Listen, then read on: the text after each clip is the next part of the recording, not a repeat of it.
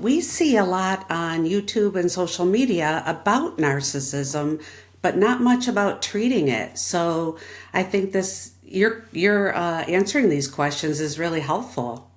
Yeah, that's great. I really appreciate you being here, and that's true. I feel the same way. There's a lot of descriptive material out there, but not as much on what does it actually look like and how do we do this sort of thing. And for anybody who's either watching or listening, I just want to let you know that this is not just about a therapeutic process. This is even about how people can relate to one another in a relationship because the tools or techniques that I use, I think most of them are easily transferable, if that makes sense. Yes, that's a really good point. I think that, possibly people can use some of this with their sisters, brothers, colleagues, Hmm. you know. We were talking before, Dr. Mazzella, and you've said that the core of narcissism is this grandiose self structure, almost like a protective shell. I picture a turtle that holds the whole personality together. Yes. So, on one hand, it's delusional, but on the other hand, it seems necessary. So, what does this grandiose structure actually look like? It's such an important place to begin because what you're saying is true, and we have to think about this. If in fact it's the whole structure, I mean the structure that holds the whole self together, again, when we're thinking about change, can a narcissist change or how do you heal narcissism? The next question actually is then, how do we begin to work with this structure? And in order to work with it, we really need to understand what it is. So I'll just give a quick hello to this because I've discussed this in prior episodes, and I think this will sound familiar, Lisa, but it's not just about grandiosity, which is, I know sounds paradoxical because it's the grandiose sense of self, but what it entails is grandiosity, vulnerability, idealization, right? Devaluation, a limited capacity for empathy, a dismissive quality, meaning they don't really care deeply about others. So all of these things are actually part of the grandiose sense of self. Oh, and there's also a profound inability to depend on other people, right? Which undermines the foundation of true intimacy. So anyway, all of these are all different ways. That's what I'm describing.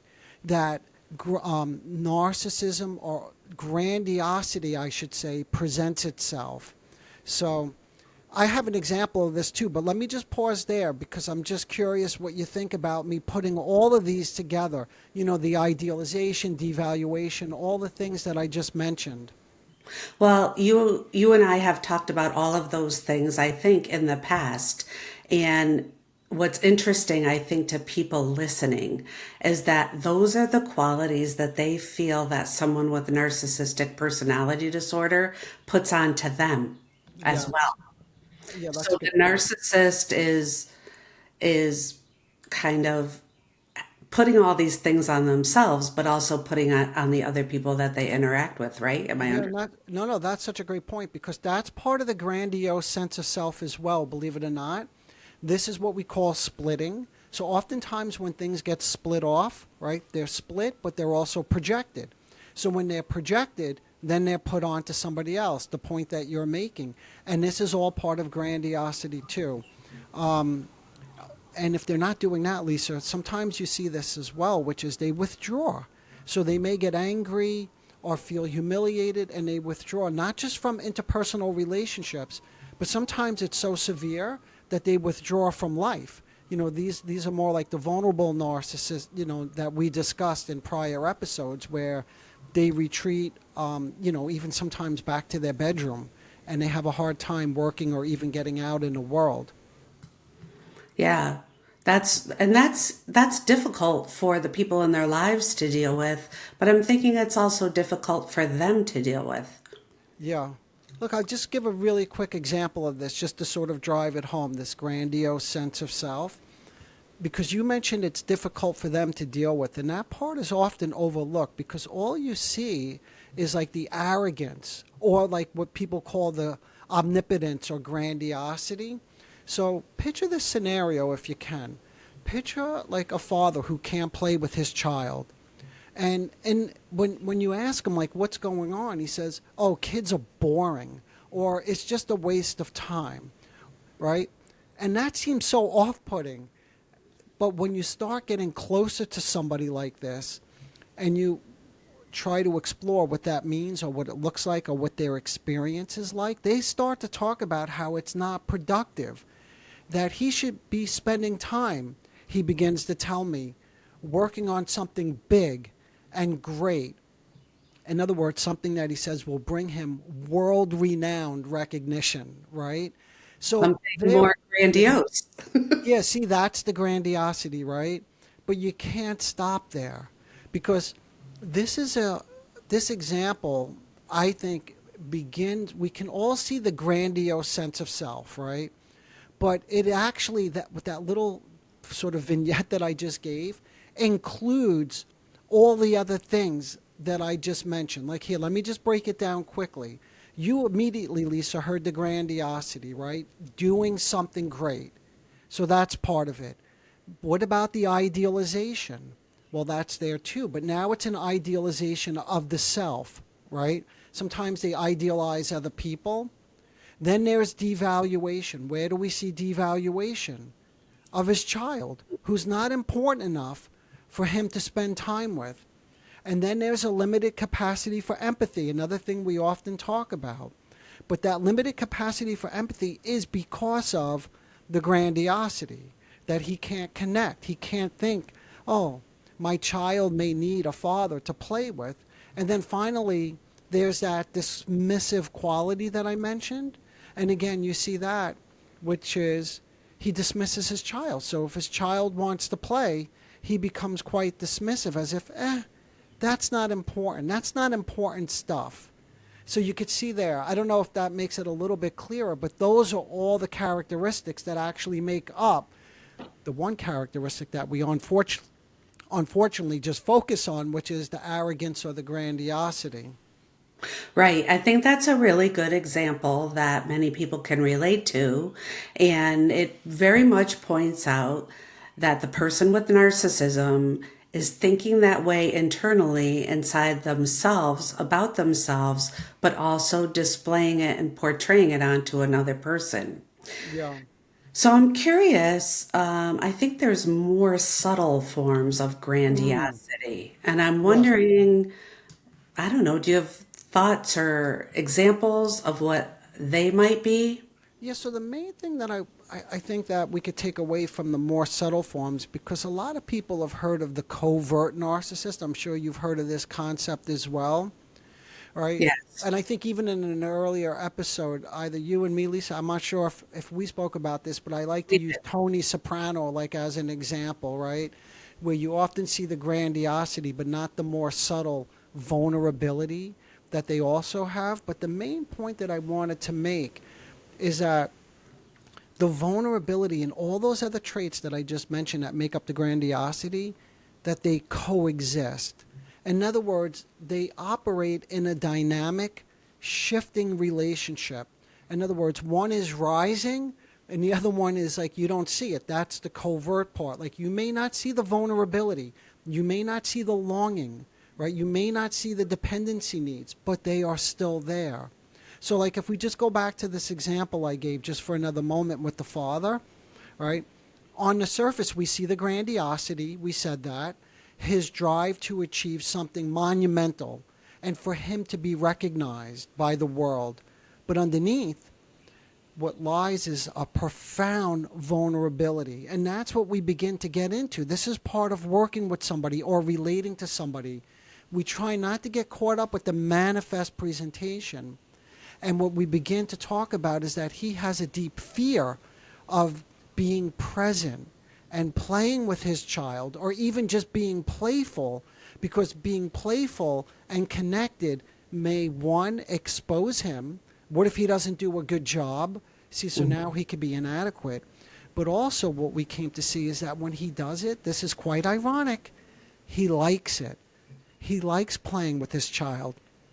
And now he's exposed, because that sort of brings up a need in him to be connected. And anybody who knows somebody who has these narcissistic characteristics, this will sound very familiar, that it's very hard for them to feel connected and have a need because, again, that dismissive quality, and that can't be tolerated. So anyway, the initial intervention, just to be very specific, so that we could begin to get into this other side of himself, is that I may say something like this to him or to somebody in this situation where they can't play or really be with another person. Like with him, I said, playing with your son feels like a waste of time. You see, now, that's very close to the surface. I'm not making any deep intervention, right? And then I could say to him, but it sounds like the time that you spent with him stirs up something uncomfortable, maybe even a feeling that's hard to put into words. So initially, I'm not labeling anything. You see that, Lisa? All Yes. I'm doing is describing that he is unable to put something into words. Like he feels uncomfortable playing, but he's not sure why, except that it takes him away from his, world tour domination fantasy, right? Yeah, Yeah, it sounds like you're trying to get him to identify how he even feels as a starter. exactly. Because a lot of times people with narcissism don't know how they feel. Yes, that's right. That's right. Um, And that's why I'll just say very quickly, there's so much on social media, right? And people have good insights, but I think what goes unrecognized is that when you tell somebody something like how they're feeling, usually, again, at least in my experience, with somebody who has these narcissistic disturbances, that doesn't go over very well because then they typically push back on it. It's far more unless they're really close to it. In other words, like they're just at the precipice where they're about to recognize a feeling. But otherwise, if you're telling them how they feel, the whole structure is designed not to feel. So that it's going to be hard for them to accept something like that. And then that's just going to lead you to get further frustrated, by the way, right?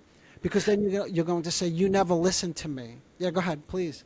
I think that also might activate like their fight or flight mechanism too, Hmm. where we don't want to talk about feelings. We don't like feelings. So now I'm going to want to either argue with you to push you away, or I'm going to want to find an out and flee the situation, Yep, yep, right? exactly. Yeah, and retreat back and get, back into the grandiosity. Like, oh, what a stupid thing for you to say. That doesn't make any sense. What's the matter with you?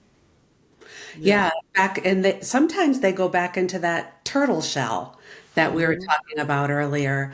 I was listening to you talking about covert narcissism, and I have found that sometimes their grandiosity is very, very subtle and covert, Hmm. obviously, Yes. where they might be the helpful person. They're Hmm. helping you and they're legitimately helping you. Yes. This is a misnomer on social media too that narcissists or people with NPD don't help people. They do for a number of different reasons. But anyway, Hmm.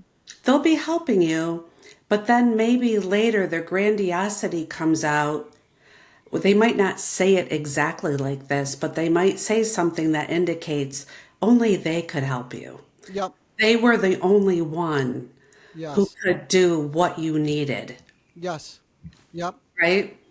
Yeah, exactly. Like I alone, like only me, right? And that leaves the other person feeling what? Like they really need you then, which is a great feeling because now that also helps with the grandiosity and never feeling alone because this person really needs me. Now, not only am I convinced of it, but they're convinced of it too because I'm the only one who could really understand them and relate to them in this way. Right. And that goes back into when we're talking about especially coverts, that shared fantasy. Mm-hmm. They need me, I need them, and then that starts to develop even more. Yes. Yep. Exactly.